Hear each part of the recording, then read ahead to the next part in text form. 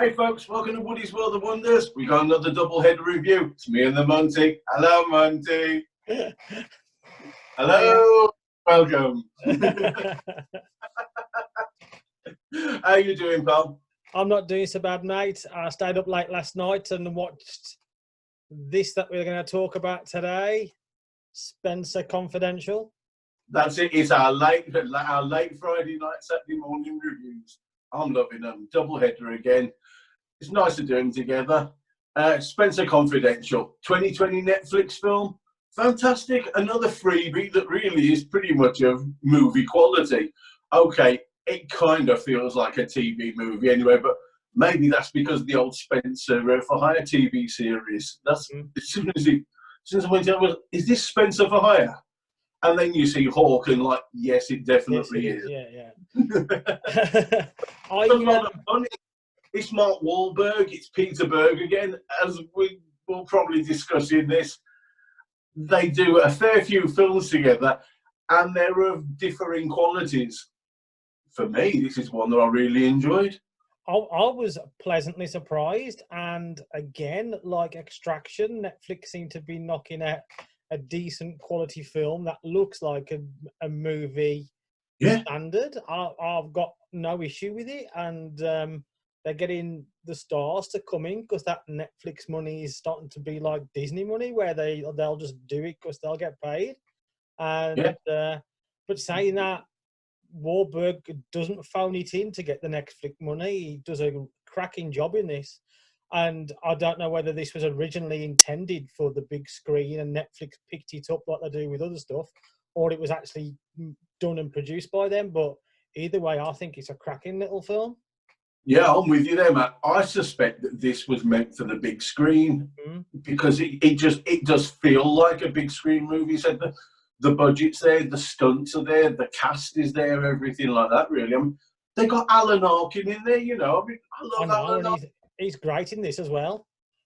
He really is.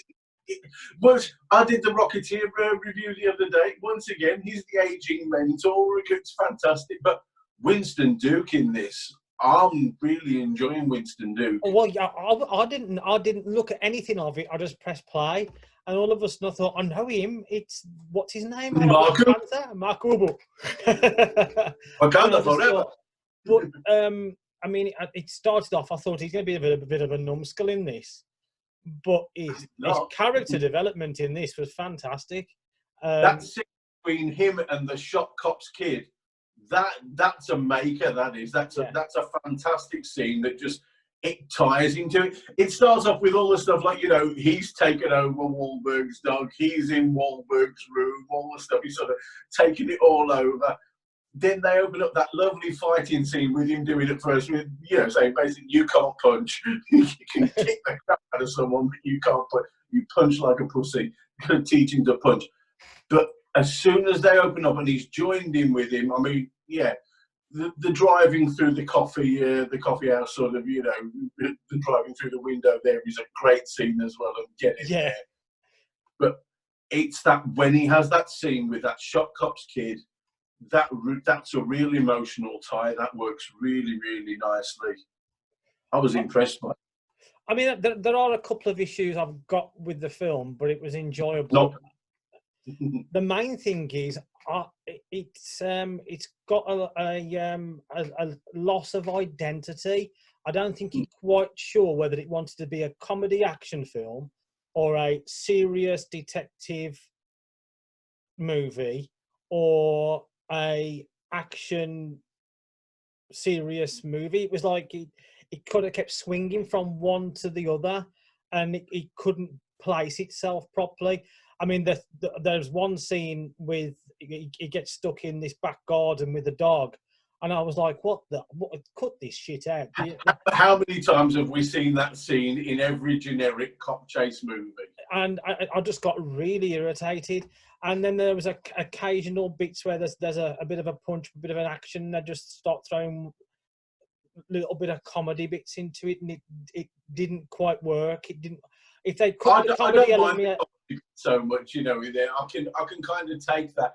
There's an underlying element of tongue in cheek about a lot of this, You know, I suppose some of the problem in it lies in the fact that basically they've taken the Spenser for Hire characters, they've taken a novelisation of a novel called Wonderland, and they've sort of mixed a lot of things up, and none of them really land where they were originally set out to be. I mean, they've taken the Spenser for Hire characters, but they're not really the Spenser for Hire characters. In name, probably only is really what they are. They've modernised them, changed them round. They've probably done the same thing with the novel. You know, they've taken the elements that they wanted, then modernised it, changed it around everything, and it seems a bit unsure of its identity. I don't mind. In the end, I don't mind, because I quite like the identity they came up with for themselves. But it's pretty confused for a lot of the time. I'm with you there, totally. And talking about Spenser for Hire, I'd never seen that, and I'd look at last night. There was a spin-off series called Hawk. I'd never seen any of this. And so who was Hawk as well? I know, yeah, Captain Cisco. Deep Space Nine, fantastic. So I watched this with fresh eyes and nothing to fall back on, and I didn't pick up any of that. I've got no problem with it. The problem I had a little bit was with the structure. It was too obvious who the bad guy was to me, coming to slap me in the face within minutes. As soon as he turns up at the house that as the friend, you're the bad guy, obviously. And when he's looking at the death scene, he picks up the little thing that he has in his mouth all the time, the little stick. It was a bit obvious what was going on, and it was like Spenser was playing catch up with us, as opposed to the audience playing catch up with Spenser. With him, yeah. If it had been a Sherlock Holmes, shall we say, you know, a proper like detective story. Even LA Confidential, which was a wonderful detective story. In fact, we may do a review of that sometime. But if it had been one of those, we'd be playing catch up with the character. As it was, you hit the nail on the head. He's playing catch up with the audience instead. Yeah. And he stumbles across everything, which is so convenient. But I suppose it's what it is. It's a throwaway movie. I mean, you talk about Mungombo, whatever his name is. But for me, the standout character of this is the girlfriend. Who is she? Where's she come from? Scherzinger. She is, I was really, really impressed. She played it wonderful. I mean, I'd really only seen her doing like stand-up stuff as well. So it's wonderful to see her like going into the acting. And to play opposite Mark Wahlberg, a big movie star of it, she worked perfectly. She did. She was cracking. So down to earth, really, in that respect. Fantastic. I was gobsmacked with the performance of this person I had never heard of or seen before. I hadn't seen any stand-up. She was totally new to me, and she carried that role like she's been doing it for 30 years. Because she bossed him. She's a boss lady straight away. She was brilliant. When she basically bullies him into sex in the toilet, that is, you'd think it's supposed to. I suppose it's sexy to a certain extent, but it's really funny. It is funny. Really and again, a bit like the dog scene for me, it was trying too hard to be funny, where it was, and again, that was like, let's throw another comedy element in the middle of a serious thing, and you realise how serious it is when he sits with Orc and Alan Arkin in the bus stop, explaining about who this tracksuit guy was. And I was sitting there thinking, actually, this is quite dark, and this is the American Irish story in there with that guy. Yeah, I'm with you totally. And I was thinking, but that it all goes back to this woman being beaten up, and he accidentally stumbles across this situation that we're in the movie. And I was thinking, it's quite dark, it's quite deep, and I think the movie would have benefited from staying dark and deep, as opposed to keep chucking the comedy elements in. Because it wasn't a comedy action movie. The story was far too strong to carry it as a comedy action movie. And that was its only downfall for me, which made it from going, we usually rate these, but it brought it down a couple for me. If it had it'd have been a different movie, I think. Yeah. I like some of the comedy action elements, but as you said, it's the shift in the pace, the weight of it. It's really light and funny. It's really dark. They're clashing. You know, everything's going on. it could do with a bit of tone. I could still live with comedy elements in there and everything because they did them really, really well together, but they could have toned it down a little bit, made it fit. Maybe another pass on the script, another pass on the script, do another lot of writing, maybe bring another writer in there just to even out the tone in there a little bit. And they could have really hit on something with this. As it's really watchable. I would recommend it to anyone. It's a really watchable movie. And for me, how well the characters are, they are solid characters. They're easily identifiable, and I could easily watch another one. And yeah, when they set it up at the end, I did think, yeah, I could happily sit down and watch another of these. I could sit down and watch a number of these. This could be a nice series, much like as we said with Extraction, really the other week. You know, they could be setting up for another series of films there, and I'd be quite happy with it. And I'm not going to be surprised if we end up seeing a sequel to this. No. It's one of them things, and with Netflix is we don't know viewing figures because they never really put them out unless something's massively successful. Yeah, unless it's Extraction or something absolutely massive, and they'll start telling you, oh yeah, 90 minutes, blah blah blah. Apart from that, they're always really. They hide them away straight away. I mean, it's an unquantifiable thing for us as outsiders. They know the numbers. They know what they're looking at. They know what they cancel. Really, they know what they can afford. Yeah, numbers. It's hard to put a real judgment on the numbers because there's no cash involved in it for anybody buying it to watch it or anything. You've paid Netflix. That's the joy of Netflix. You've paid a one-off, pretty low fee to watch everything on that channel. It's just the amount that you want to watch of any specific thing. But I have noticed what Netflix have done. They have learnt the lesson from Adam Sandler because they signed him for exclusivity, and I think it was a 10-movie deal, and nobody's watching the stuff he's knocking out because it's crap. And what they've done now... Some of it's been good. Some of it's been good, but are we talking about it? Do we remember it? Are we jumping out to go and watch it? Nah.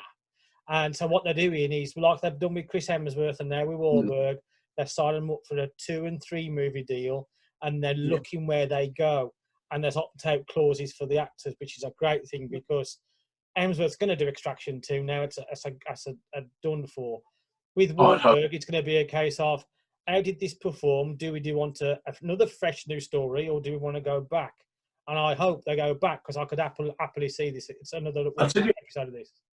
I can see them going back for it because Wahlberg and Berg work together a lot. They write and produce together, and they do a lot of films together. As we've sort of looked through, we did Lone Survivor last week, and you didn't realise until I said at the end, like, oh, you saw the credits at the end, saying this is another Wahlberg and Berg story. I mean, I watched Mile 22. It's kind of got some fun bits, and they like a story with a twist and everything in there, but Mile 22 is not one of their best films, shall we say. They do uneven quality, but they do seem to like to work together, and they do seem to have a grip on what each other bring to the project every time. There's been Patriot Games they did together, the Boston Marathon bombing film. Yeah. You're never quite sure what you're going to get from them. But I think they must enjoy working together. That's why I can see them doing this again. It seemed like Winston Duke, M'Baku, Wakanda Forever, enjoyed doing this as well. I say, Alan Arkin, you just don't know, because Alan Arkin's that damn good. He could have hated it, and he seems like he's having a fun time. I mean, that's another thing. What you're looking at here is with the Netflix money and the Netflix deals for these movies, they're given the people who work on the movies the creative freedom to do what they want, and there's no studio interference. And I think it's starting to show now by the performances you're getting from the actual actors themselves. They are not just phoning it in because they're getting the money. They actually seem like they were making the effort in this. And considering they know that it's not going to go to the big screen, it's not going to be Oscar contender worthy, you can actually tell they actually enjoyed making this. And that we said last week about it. Sort of, you used to be able to tell a Netflix movie. It used to feel far more TV movie.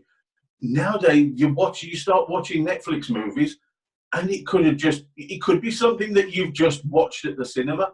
Okay, the lockdown situation's helping in keeping figures and turning over and everything like that, but I'm becoming more and more impressed with the stuff that Netflix is doing. Yeah, Really it's not direct to video quality, is it? Like loads of other stuff that we've had before. No, it's not like the old Disney spin-offs where they do one film and then do a load of sequels straight to DVD or something. No, this is cinematic quality. So if you was going to give this an out of 10, what would you go with?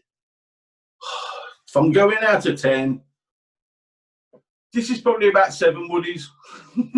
Yeah, I'm the same. It's a 7.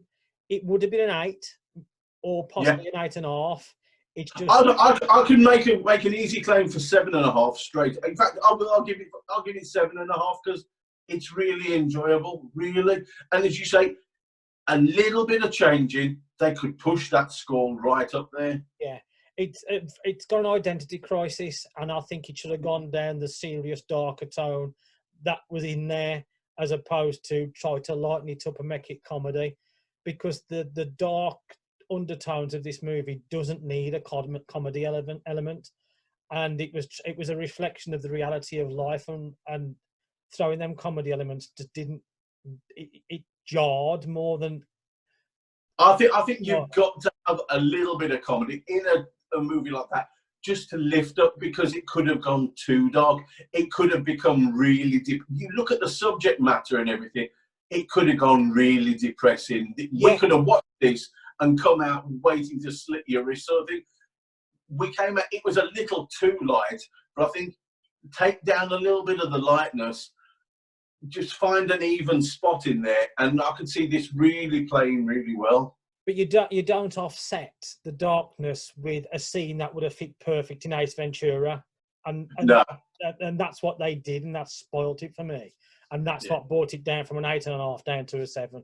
So it's a 7 out of 10 for me. Watch it, you'll like it, but don't complain about the comedy element being too much, because I've told you. I'll go with, once again, great performances. The castings are surprisingly good. As we said, Lisa Scherzinger, I think it is, the stand-up comedian, and playing his girlfriend in it, is a really surprising, nice find in there. Yeah, great performances from all the lead cast. I can't remember the name now of the lead villain, but he's fantastic in it as well. You've seen him so many times as like the smaller guy, like the underling or something, and he steps up really nicely in this. It's Bokeem Woodbine. That's it. Fantastic. I'm really impressed. He's nasty in Spider-Man and stuff like that. He's going to be in Ghostbusters Afterlife. I'm just trying to think what specific. That's it. Shocker that was the last thing I saw him in. Shocker in Spider-Man. He was also in Fargo, the 3rd series, and it was fantastic, mate. So yeah, I haven't seen that. So brilliant. Brilliant. Yep. So there we go. There's another double-headed review from our Friday night viewing from us. Thanks, everybody, for looking and watching, and we'll see you again next time. He's Monty. I'm Woody. Well, hello, welcome, and hello. Goodbye.